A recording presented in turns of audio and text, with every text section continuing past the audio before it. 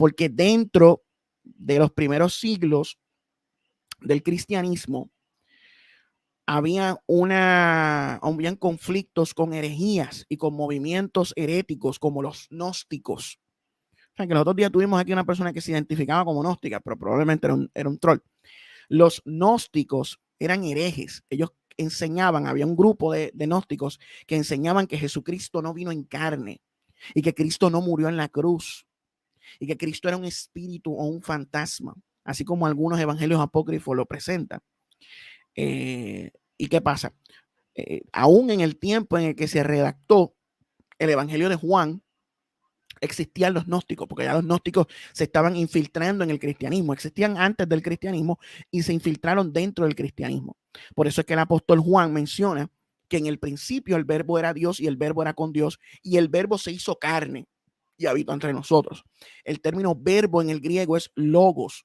El logos era un concepto neoplatónico que presentaba que había una causa incausada que era el creador de todas las cosas. Pues entonces, Juan utiliza esos conceptos del neoplatonismo, de la filosofía griega. El logos, para que sepan, el término logos no es un concepto hebreo, es un concepto griego del neoplatonismo, de la filosofía griega. Pues el logos es Cristo. Él dice, ese logos que ustedes creen, porque el evangelio de Juan era un evangelio escrito para la iglesia de manera universal, para todo el mundo. El evangelio de Mateo fue escrito para los hebreos. El evangelio de Marcos fue escrito para los romanos. El evangelio de Lucas fue escrito para los griegos. El evangelio de Juan fue escrito de manera universal. ¿Ve? De manera universal. ¿Qué sucede?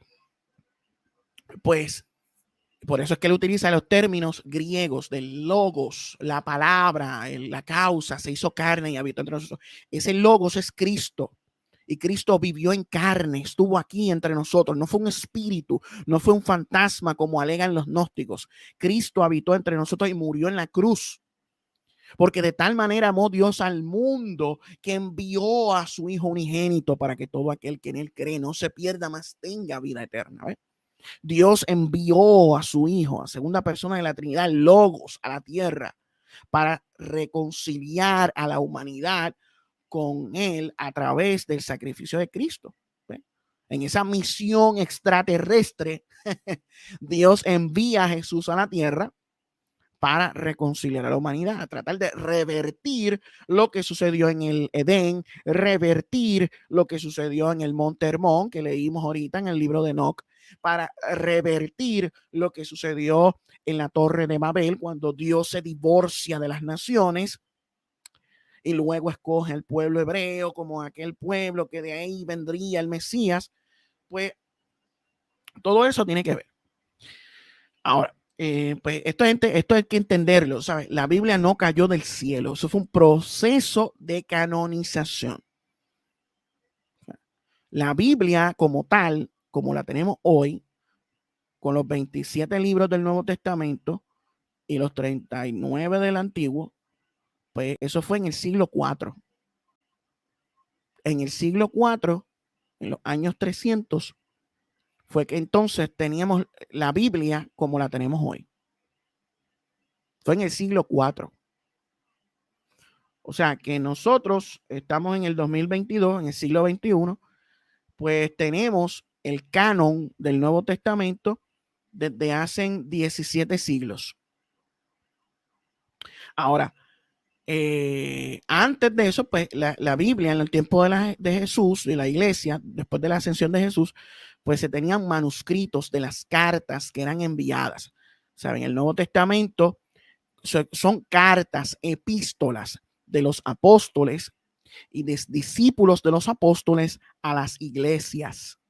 El evangelio de Lucas no era un apóstol, Lucas era discípulo, un discípulo griego que se había convertido al cristianismo, discípulo del apóstol Pablo, que era un médico él.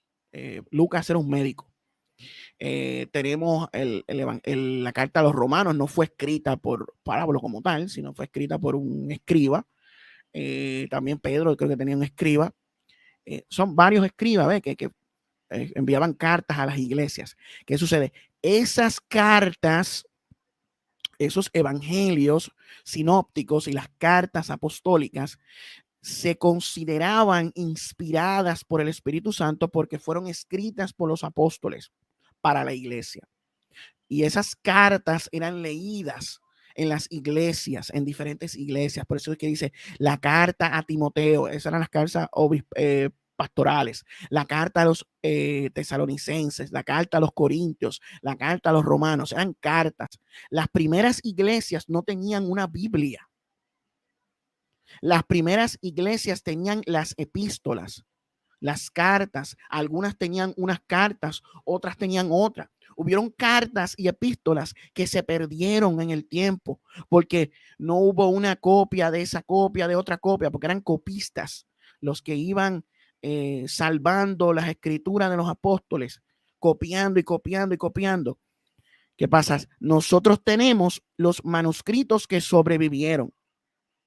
Hubieron manuscritos de las cartas apostólicas que desaparecieron. Mira, ahí está la carta a los laodicenses que es mencionada en la carta a los colosenses. O sea, hay muchas cosas. Hay muchas cosas que hay que estudiar, que hay que analizar.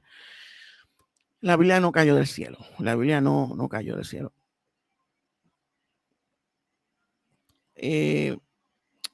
Mire, usted sabe lo que sucede. La reforma protestante, uno de los conceptos de las 5 solas que desarrolló fue el concepto de la sola escritura. La sola escritura es, de acuerdo a lo que postula la teología reformada, la Biblia como máxima autoridad en cuestión de regla y fe, pero no descarta las tradiciones. La iglesia también tiene una tradición. Pasa que en la reforma protestante la tradición es inferior a la escritura. La escritura es la máxima autoridad. En la iglesia católica romana se tienen 3 fuentes de autoridad, que es la escritura, la tradición y el magisterio. En la iglesia católica pues se tienen otras fuentes de autoridad que crean dentro de ese sistema un balance en cuanto a la interpretación de las escrituras. Eso no existe tanto en la Reforma Protestante, aunque la Reforma Protestante tiene las confesiones de fe que funcionan como una especie de tradición o magisterio. O sea, que son las que regulan. Pero ¿qué pasa? A veces vemos cosas de las confesiones de fe que están erradas. Eso es el problema. Y también sucede en el catolicismo, que hay tradiciones que están mal. O hay cuestiones del Papa, o sea, que el Papa se contradecía muchas veces y eso traía problemas. El Papa contradecía mucho la Biblia contradecía al Papa, el magisterio, ese problema. También eso existe dentro de la Reforma Protestante. Hay tradiciones, hay confesiones, qué sé yo. Hay problemas ahí también. Esa es la verdad. Que hay gente que no le gusta aceptar la verdad porque son fanáticos religiosos. Y el fanatismo religioso es un problema. Ahora, ¿esto es algo que trae problemas con la fe? No tiene problemas con la fe. Porque la fe de nosotros está puesta ¿en quién? En Jesús. Dice Hebreos capítulo 12, puestos los ojos en Jesús, el autor y consumador de nuestra fe. ¿Quién es el autor del libro de Hebreos? No se sabe. Pero era un gran conocedor de la religión hebrea y era un gran conocedor del Evangelio de Cristo. Y ese autor, que algunos piensan que era el apóstol Pablo, otros piensan que era Apolos, yo creo que era Apolos, un judío que conocía mucho la escritura y luego se convirtió al cristianismo. Él nos dice que nuestra fe debe estar puesta en Jesús, el autor y consumador de nuestra fe. El enfoque de nuestra fe no debe ser en las contradicciones o errores que haya en las escrituras, sino en la persona de Jesucristo. A ver, Él es el centro de nuestra fe. En Él es quien debemos confiar como nuestro Señor y Salvador. ¿Sabe? Eso es lo más importante. Por eso es que a mí este tema a mí no me afecta.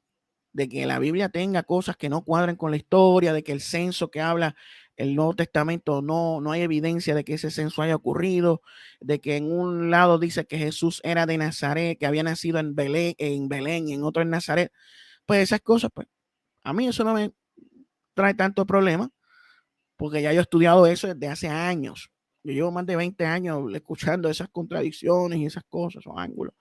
Y yo he sabido vivir con eso normal. Para que hay gente que no conoce de estas cosas. Ahora es que tenemos acceso a esto. Ahora estamos en la época de la internet, ¿ves? Y toda esta información está disponible a nosotros. Y usted puede investigar, usted puede averiguar. Antes no había acceso a la información. Antes no había acceso a muchas cosas.